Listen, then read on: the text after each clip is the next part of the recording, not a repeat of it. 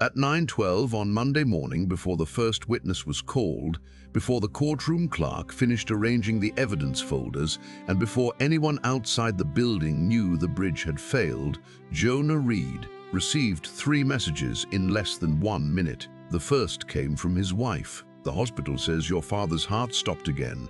They are asking whether we want them to continue resuscitation if it happens a 3rd time." The second came from the State Engineering Office. "Emergency closure. West River Bridge support failure confirmed. 2 vehicles in the water.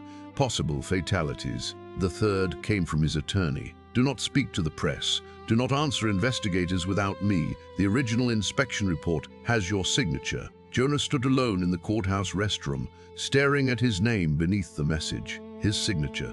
7 years earlier, he had approved the West River Bridge for continued use. Now part of it was in the river. His father might be dying across town, and in 12 minutes, Jonah was expected to testify in a civil case that could decide whether his engineering firm survived the month. Someone knocked on the restroom door. "Mr. Reed, they're ready for you." Jonah locked his phone and looked at himself in the mirror. His tie was straight, his face was not. For years, he had taught a Sunday class on the book of Job. He had told people that faith must survive suffering. He had explained that Job lost wealth, children, health, reputation, and the certainty that life would remain understandable. He had never imagined the first lesson would arrive like this. When life falls apart, faith does not begin by pretending the loss is smaller than it is. Job did not call disaster a blessing. He tore his robe. He shaved his head. He fell to the ground. The first lesson was not calmness. It was honest grief that still turned toward God. Jonah gripped the edge of the sink. "God," he whispered, "I don't know which disaster to go to first." No answer came. The courtroom clerk knocked again. "Mr. Reed." Jonah opened the door. The case already underway had nothing to do with the bridge. Not officially. A construction company was suing Jonah's firm over a failed retaining wall at a hospital expansion. The wall had shifted during heavy rain, closing part of the parking structure and costing millions in repairs. The contractor blamed design. Jonah's firm blamed materials. The trial had entered its 2nd week. If the jury ruled against his company, insurance would not cover the full amount. 12 employees could lose their jobs. Jonah's home was tied to a business loan. His wife, Mara, had already begun opening envelopes he kept leaving unopened on the counter. As Jonah entered the courtroom, his attorney, Celia Morse, stood and met him near the witness box. "You look terrible," she whispered. "The West River Bridge failed." Her expression changed instantly. "What? This morning?" "Your bridge. I inspected it years ago. Did you approve it?" "Yes." "Were there later inspections?" "I don't know." She looked toward opposing counsel, then back at him. "Say nothing about it in this courtroom unless asked directly. We need to postpone your testimony. The judge won't postpone because of a separate incident. We say, family emergency. My father may be dying too." Celia stared at him. "You should leave," and hand them the case. "Jonah, the company may not survive." She lowered her voice. "Your father may not survive." The court officer called his name. Jonah looked at the doors. He could leave. Go to the hospital. Let Celia request delay. But part of him knew why he stayed. The trial gave him a task, a chair, questions with boundaries. At the hospital, there would be no calculation that could make his father live. Job's second lesson is that suffering exposes what control was doing inside us before the suffering began. Job was a careful man. He offered sacrifices for his children in case they had sinned. He lived responsibly. He feared God. Yet righteousness did not give him control over the day disaster entered his house. Jonah had built his whole adult life around preventing collapse. Load calculations, stress tolerances, drainage models, inspection schedules, redundancy. He trusted God, he said, but he also trusted that careful people should receive manageable outcomes. Now a bridge had fallen. His father's heart was failing. The trial was waiting. And no amount of competence could keep all 3 structures standing. Jonah stepped into the witness box. He raised his right hand. "Do you swear that the testimony you are about to give will be the truth?" "Yes." The word came out dry. Celia began with familiar questions: education, licenses, experience. His role in the hospital project. Jonah answered automatically. Then she placed a design drawing on the screen. Did your firm calculate the wall for the soil conditions provided by the contractor? Yes. Did those conditions match the materials later used? No. What was different? The backfill contained significantly more clay and retained more water than specified. Would that increase pressure against the wall? Yes. Could that cause movement? Yes. On the surface, the questions were simple, but Jonah's phone inside his jacket felt heavier with every answer. The original bridge inspection report also depended on provided conditions, traffic load estimates, corrosion measurements, river, scour assumptions. Had something been wrong then? Had he missed it? Celia asked. Was the retaining wall design defective? No. The contractor's attorney stood immediately. Objection. Ultimate conclusion. The judge allowed the answer. Celia continued. Did your firm warn the contractor about the backfill? Yes. Repeatedly. Yes. She showed emails. Jonah had written them. The record was clean, for this case at least. During cross-examination, opposing counsel, Martin Vale, approached with a binder. Mr. Reed, your company continued site inspections after discovering the wrong material, correct? Yes. You did not shut down construction. We requested correction, but you allowed work to continue. We did not have authority to stop the entire project. You could have withdrawn your certification. Yes. You did not. No. Martin looked toward the jury, because withdrawal would have delayed the project and angered the hospital. Jonah said nothing. Correct? Those were considerations, financial considerations, among others. Your firm was being paid to keep the project moving. We were being paid for engineering services, and the client expected progress. Yes. Martin closed the binder. So even after identifying risk, you remained involved and continued approving stages of work. Jonah looked at the evidence screen, the hospital wall, the bridge message in his pocket. Yes. The word sounded different this time. Martin heard it. Mr. Reed, have you ever approved a structure that later failed? Celia stood. Relevance. The courtroom seemed to stop. Jonah looked at Martin. The attorney did not know. Not yet. He was asking generally. Perhaps he had found some older claim. Perhaps it was routine. The judge asked Martin to explain relevance. Martin said, the witness has presented himself as highly reliable in risk assessment. Prior failures may bear on credibility. Celia argued. The judge limited the question. Martin faced Jonah again.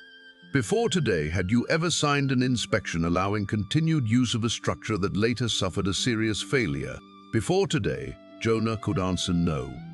At the time the question was spoken, news of the bridge had not entered evidence. The failure had happened this morning. The word prior could be debated. His attorney would protect him. The court would likely move on. His company might survive.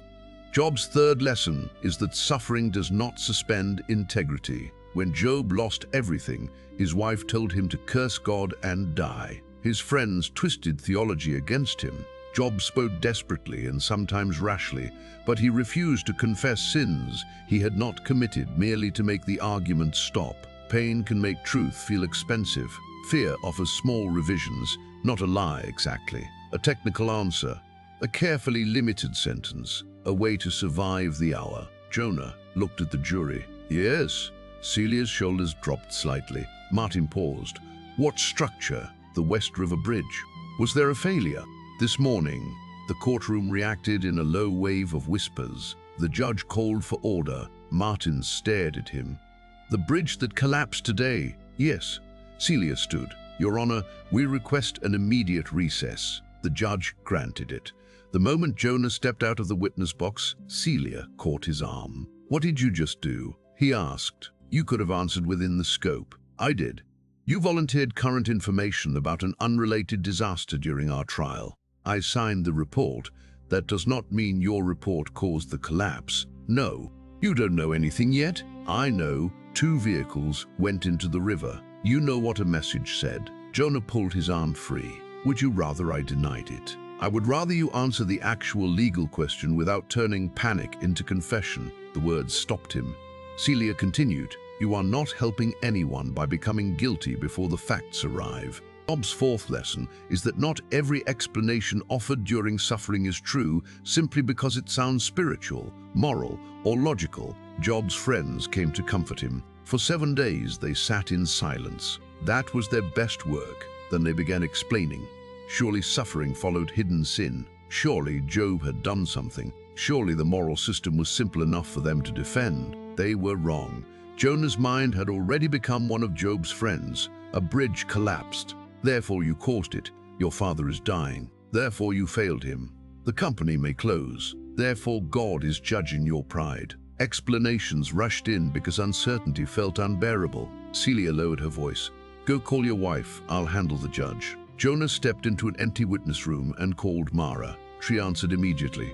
Where are you? At court. You stayed? Yes. Her silence became colder than anger. What did the doctor say? Jonah asked. They revived Dad. Again. Is he conscious? No.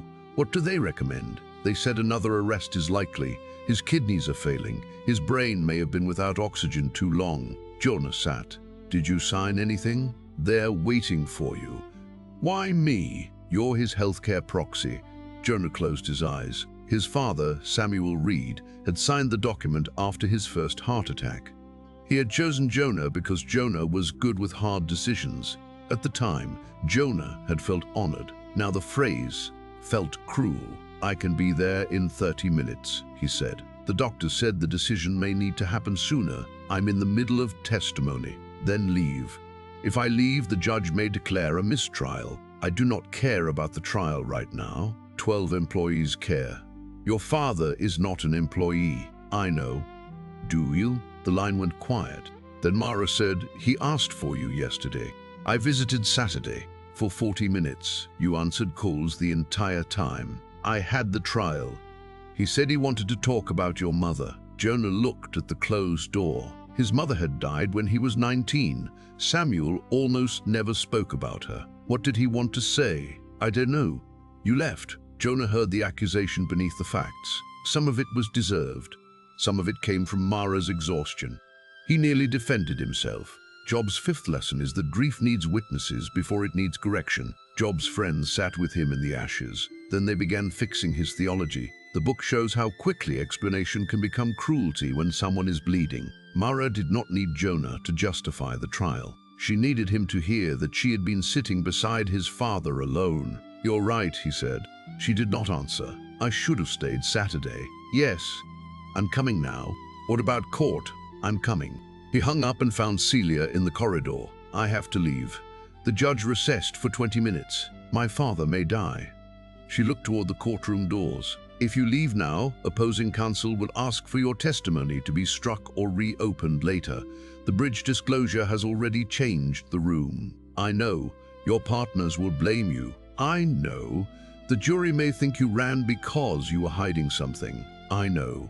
Celia shook her head. You say that as if consequences become smaller when named. They don't. He picked up his coat. Tell the judge the truth. Outside, reporters had already gathered. News of the bridge collapse had spread faster than Jonah expected. Cameras turned when he exited. Mr. Reed, did your firm inspect West River Bridge? Were warnings ignored? Is it true you approved continued use? Are there fatalities? Jonah kept walking. One reporter moved in front of him. Did you know the bridge was unsafe? No comment. Are you responsible? He stopped. The question entered him like a hook. A strong answer waited nearby. We do not know the cause. The bridge underwent later inspections. My report was 7 years old. No engineer can guarantee indefinite safety. All true. Instead, Jonah said, I don't know yet. The cameras moved closer. A reporter shouted, will you resign? I'm going to the hospital. He continued toward the parking garage. His phone showed dozens of missed calls. His business partner, Evan Lowe, the state investigator, clients, employees, his sister, a local pastor, 3 numbers he did not recognize. Jonah turned the phone off. Halfway to the hospital, traffic stopped. Emergency vehicles blocked the road leading toward the river.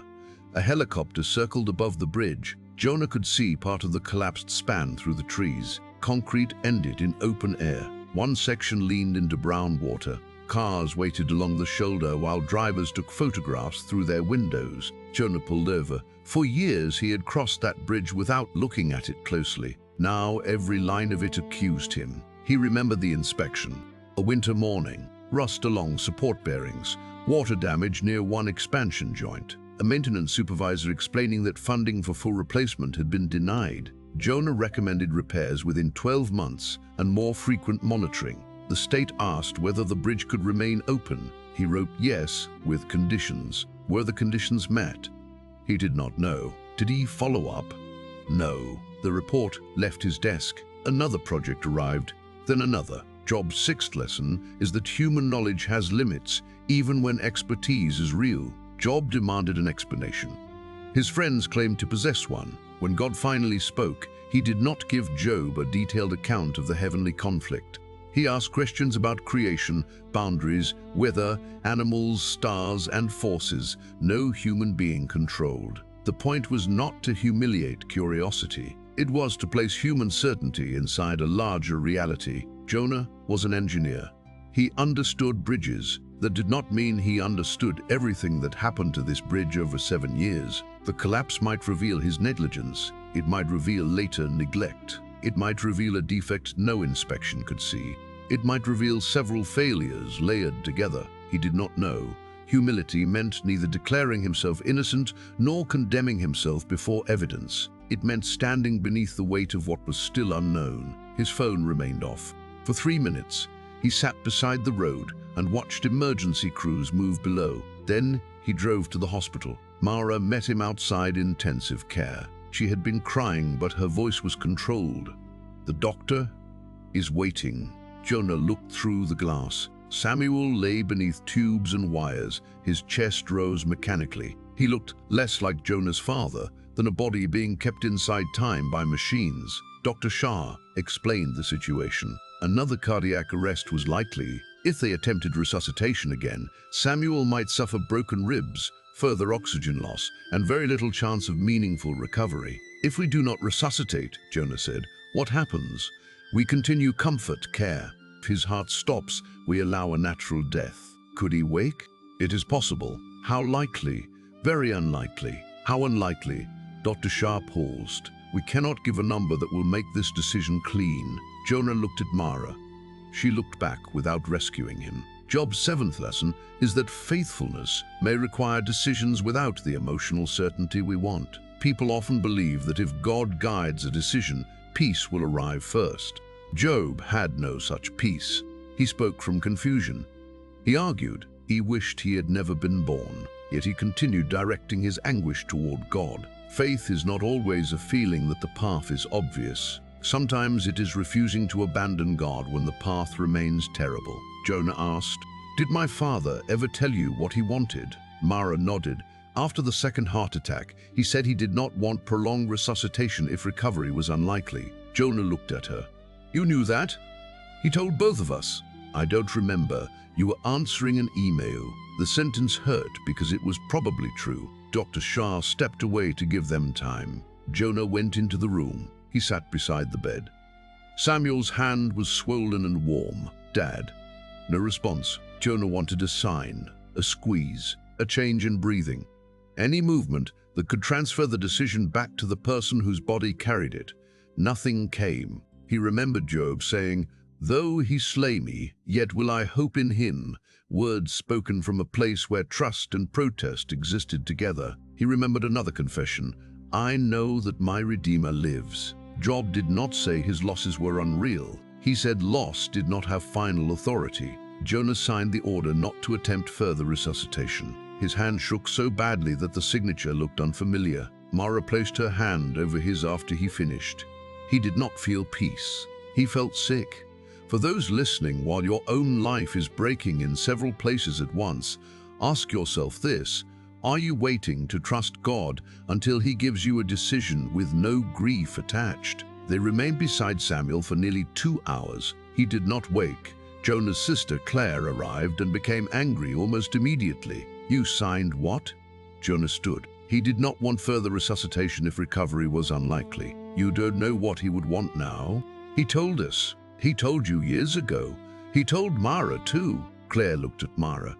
"You agreed?" Mara nodded. Claire moved toward the bed. He opened his eyes this morning. That can happen without awareness, Jonah said. You don't know that. You signed away his chance. Jonah's throat tightened. We signed an order to stop injuring him when doctors believe he will not recover. That is how you need to describe it. What does that mean? You always make your decisions sound technical enough that nobody can argue. Mara said, Claire. No. He did it with Mom too. Jonah stared at her. What? When she was dying, you talked about treatment percentages. You never talked about being scared. I was 19. You were still you. Jonah almost answered with cruelty. Claire had lived 3 states away for most of their father's illness. She had visited twice. She had not spent nights in hospital chairs. She had not answered insurance calls. She had arrived after the decision and now accused him of taking it. Every fact lined up behind his anger. Job's 8th lesson is that suffering can reveal our deepest loyalties, resentments, and unfinished wounds. Before catastrophe, families can keep old injuries beneath ordinary conversation. Loss removes the covering. Job's wife spoke from grief. His friends spoke from fear that suffering might not fit their system. Job spoke from pain that reached back into everything he believed about God and himself. Claire was not only reacting to the order, she was grieving their mother again, grieving years away from their father, grieving that Jonah had become the responsible child and she had become the distant one. Jonah said, You're right about one thing. Claire folded her arms. I hide inside information. She looked surprised. He continued, That does not mean the decision is wrong. Her expression hardened again. I didn't say it did. You said I signed away his chance. I said I don't trust how quickly you decide things when you're afraid. Jonah looked at Samuel. The words stayed. Mara said quietly, None of this was quick. Claire sat in the corner. No reconciliation followed. She did not apologize. Jonah did not ask her to. They stayed in the same room. At 3 in the afternoon, Jonah turned his phone back on. The business had become a second emergency. Evan had left 19 messages. The first were controlled. Colney, we need a statement. State investigators are here. The later ones were not. Why did you mention the bridge in court? Clients are suspending projects. The bank wants collateral review. Answer the phone. Jonah called. Evan shouted before saying hello. What were you thinking? I was under oath. You were asked about prior failures. The bridge failed this morning. Exactly. It was not prior to your testimony. That is not a distinction I was willing to use. You volunteered the firm's connection on the same morning. Our name was not yet public. It would have become public later. After counsel reviewed the report, what do investigators know? They have the inspection. What repairs were completed? We don't know. Later inspections? State records show 2. By whom? Different firms. Jonah closed his eyes. Any fatalities? 1 confirmed. A woman in the second vehicle is missing. The hospital room shifted. 1 dead, 1 missing. Not theoretical, not only concrete and steel. A person who had left home this morning and would not return. Evan's voice softened slightly. Jonah, listen to me. Your report required bearing replacement and scour monitoring. If the state ignored those conditions, this is not ours. If, yes, if that word matters. What are employees being told? Nothing yet. Tell them there is an investigation and no conclusions. I know how to speak to our staff. Do you? Evan went quiet. Jonah regretted the question but did not take it back. Evan said, You think because your father is dying, you are the only person under pressure. I don't. 12 families may lose income because you decided personal honesty required public disclosure before facts. I was asked under oath. You could have requested clarification. Yes. You could have let Celia object. Yes. You chose the answer with the largest blast radius. Jonah looked at his father. Maybe he had.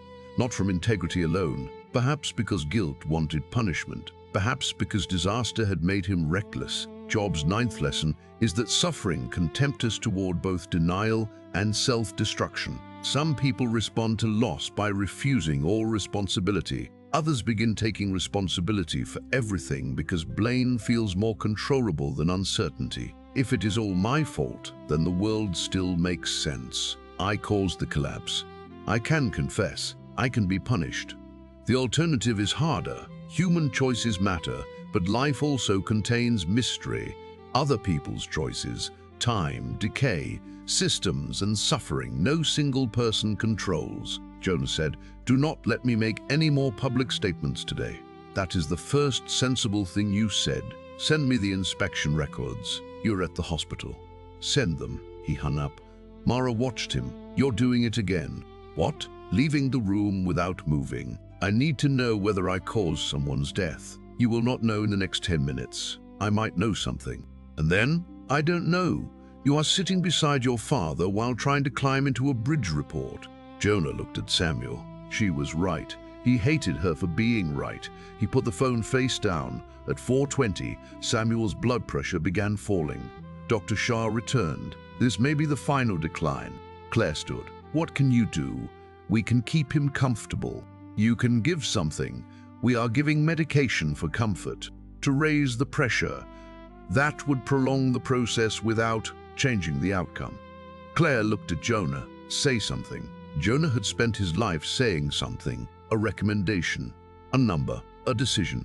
Now there was nothing useful to add. Job's 10th lesson is that silence can be faithful when words would only protect us from helplessness. Job's friends sat with him in silence for 7 days. Then they spoke, beyond their wisdom. Not every painful room needs an explanation. Not every ending needs a statement. Not every mystery becomes more honorable when covered with religious language. Jonah moved beside the bed. Mara stood on the other side. Claire held Samuel's foot beneath the blanket because every other place was crowded with wires. For 40 minutes they listened to his breathing slow. Jonah prayed once, "Lord, have mercy." No speech followed. Samuel died at 5:03. The monitor changed first, then the nurse entered. Dr. Shah listened. He stated the time. Claire began crying loudly. Mara covered her mouth. Jonah felt nothing for several seconds.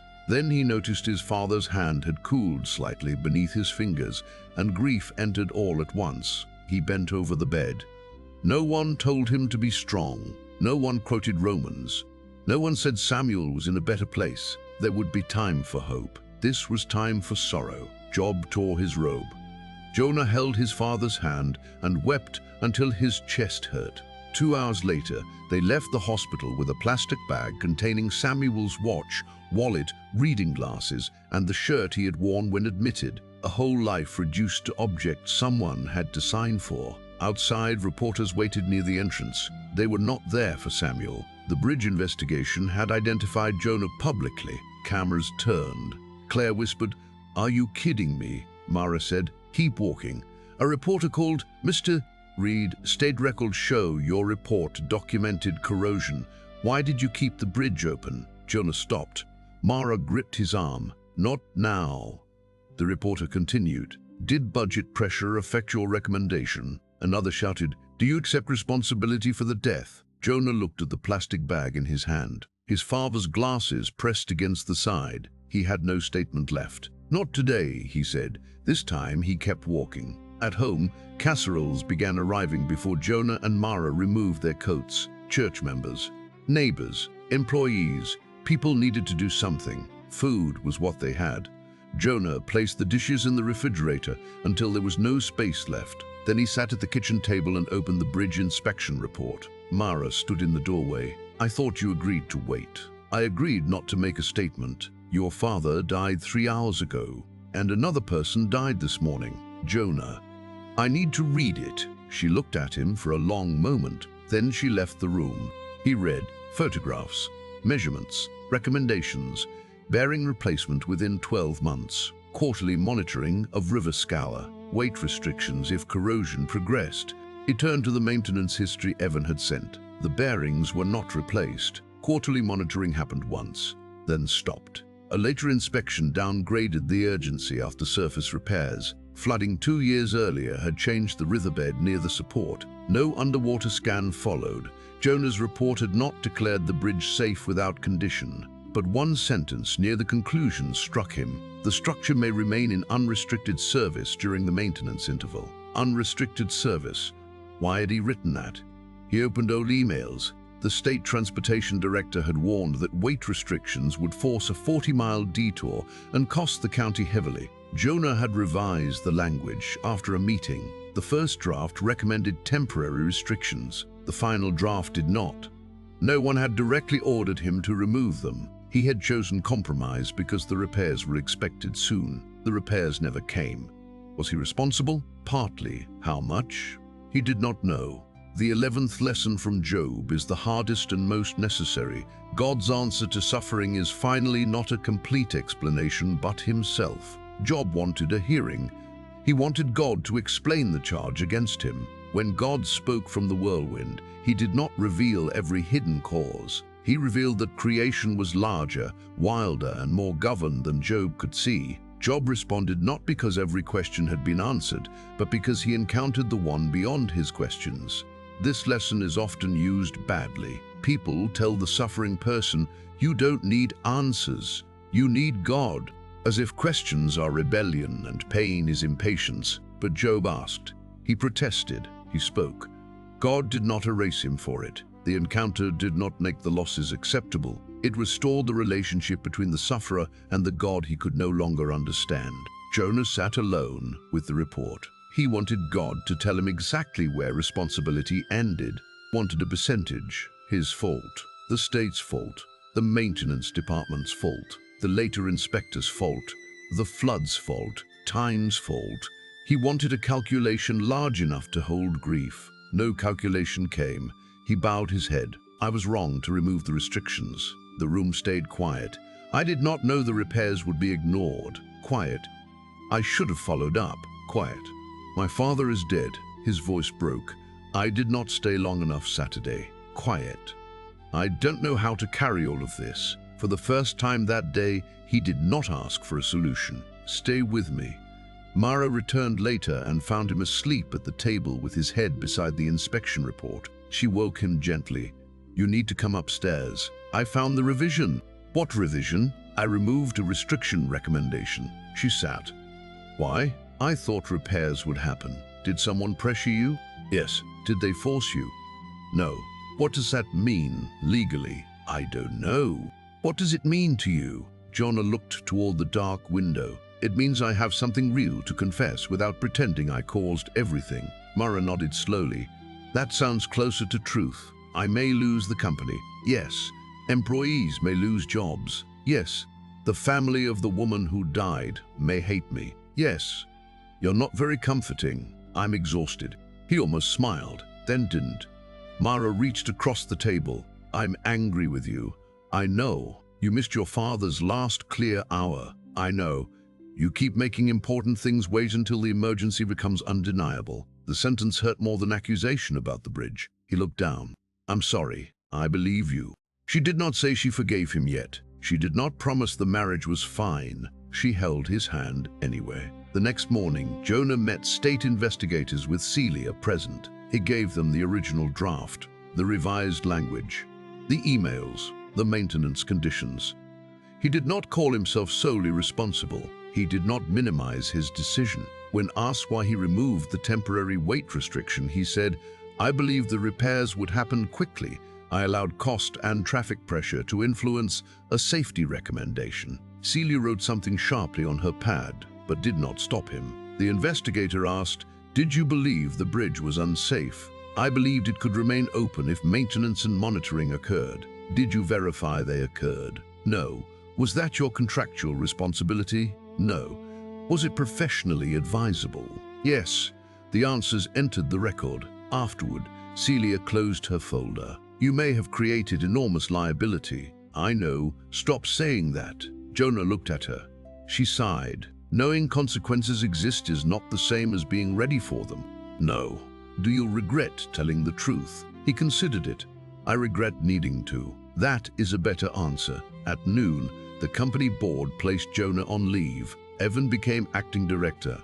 2 clients suspended work. The hospital retaining wall trial was delayed. Employees gathered in the conference room, frightened and angry. Jonah asked permission to speak before leaving. Evan gave him 5 minutes. Jonah stood without slides, no technical language. The bridge investigation is ongoing. My inspections 7 years ago identified serious maintenance needs. I also removed a temporary weight restriction from an earlier draft because I believed repairs would be completed quickly. They were not. Later inspections and maintenance decisions will also be reviewed. I do not know the full cause yet. A project manager asked. Are we closing? I don't know. Are our jobs safe? I don't know. Someone near the back said, then why are you speaking? Jonah looked at the employees. Because uncertainty does not justify silence about what I do know. No one applauded. One engineer walked out. Another began crying. Evan ended the meeting. Outside, Jonah found a message from Claire. Funeral home at 3. Don't be late. He arrived at 2:40. That alone did not repair anything. Claire had chosen their father's suit. Mara handled flowers.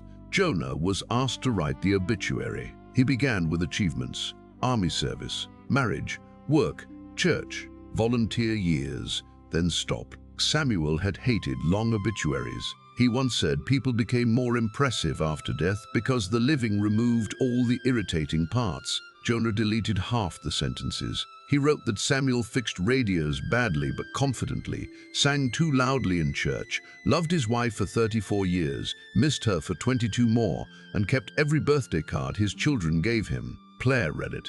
He did not fix radios badly. He shocked himself twice. That was one radio. It was 2. She looked at the page again, then said, keep it. At the funeral, people spoke of Samuel's faith. One man said, he never complained. Claire leaned toward Jonah. That is completely false, Jonah whispered. He complained professionally. She almost laughed. Grief loosened one knot without undoing the rope. After the service, the family stood beside the grave while wind moved through bare trees. Jonah thought of Job saying, the Lord gave, and the Lord has taken away. Blessed be the name of the Lord. He had taught that verse as surrender. Now he heard the wound inside it. The Lord gave. Samuel had been given years, voice, hands, failure, love, annoyance, breakfasts, arguments, last words. Jonah missed. The Lord had taken away. Jonah did not understand why that day, why that body, why before the conversation about his mother. Blessed be the name of the Lord was not an explanation. It was a refusal to let loss erase the giver. Near the end of Job, his fortunes are restored. He receives family, wealth, and years. But restoration does not mean the first children were replaceable. New joy does not make old grief unreal. That is why this story does not end with Jonah's company suddenly saved, the bridge collapse explained, the lawsuit dismissed, and every relationship healed. 3 months later, the investigation remained open. The official report identified several contributing failures: delayed bearing replacement, missed underwater inspections, extreme river scour, weakened support steel, poor communication between agencies, and Jonah's decision to remove temporary weight restrictions from his final recommendation. The report did not call him the sole cause. It did not call him innocent. The state suspended his license pending a professional review. His company survived by selling part of its business to a larger firm. 4 employees left. The hospital case settled. Jonah and Mara began counseling. Claire called twice a week, though some calls still ended badly. The family of the woman who died filed a lawsuit. Jonah read her name in the papers. Lena Morris, a school librarian, 55, mother of 2 adult sons. He wrote a letter to the family, then did not send it because his attorney advised against direct contact. He kept the letter, not as proof of goodness, as unfinished responsibility. On a cold Thursday morning, Jonah returned to the river for the first time since the collapse. A temporary barrier blocked the road. Construction crews worked from platforms above the water. The remaining span had been removed. Nothing resembled the bridge he remembered. Mara stood beside him. You sure you wanted to come? No. Then why are we here? I kept seeing it in photographs. They walked to the memorial near the riverbank. Flowers, 2 photographs, names.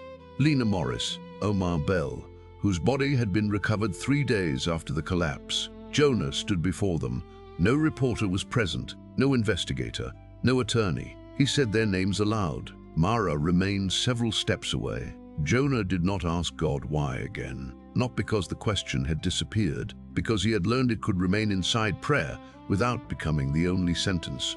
If your life is falling apart now, do not force yourself to extract all 11 lessons in one night. Begin with the one your pain is resisting most. Tell God the truth without cleaning it first. Let grief be grief. Stop treating competence as control. Do not accept every explanation people place on your suffering. Do not let suffering become permission to lie. Sit with people before trying to fix them. Admit what you do not know.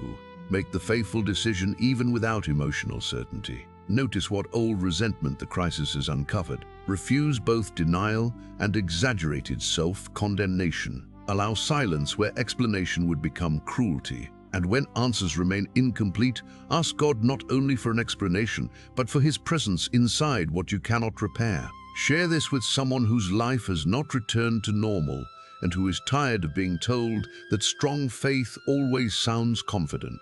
Subscribe if you want scripture that does not rush past grief to reach a comfortable ending. Jonah placed one hand against the cold metal barrier. The bridge wasn't supposed to fall, he said. Mara looked at the river. No. Dad wasn't supposed to die that week. No. I keep thinking if I had made different decisions, maybe both would still be here. One of those may be partly true. He looked at her. She continued, that is what makes this hard. Not everything is mystery. Not everything is your fault. He nodded.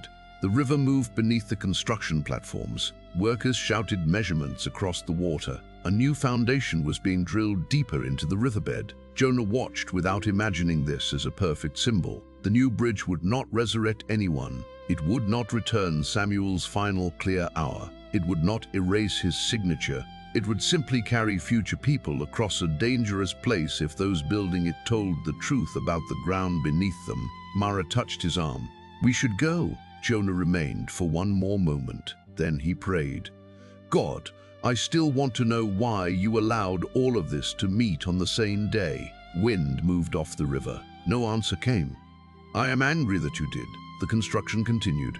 I am grateful you have not left. That was not resolution, it was relationship. Jonah stepped away from the barrier. Job never received the explanation readers are given in the opening chapter. He received the presence of God. He received correction. He received mercy. He received a future that did not make the ashes imaginary. And Jonah was beginning to understand that faith after collapse is not the ability to call ruins beautiful. It is the courage to remain before God among them, to confess what is yours, to release what is not, to mourn without pretending, to act faithfully without controlling the outcome, to reject easy explanations, to accept human limits, and to believe that the Redeemer still lives when the bridge is gone, the Father is buried, the company is smaller, and the questions have not learned to be quiet. Mara began walking toward the car. Jonah followed.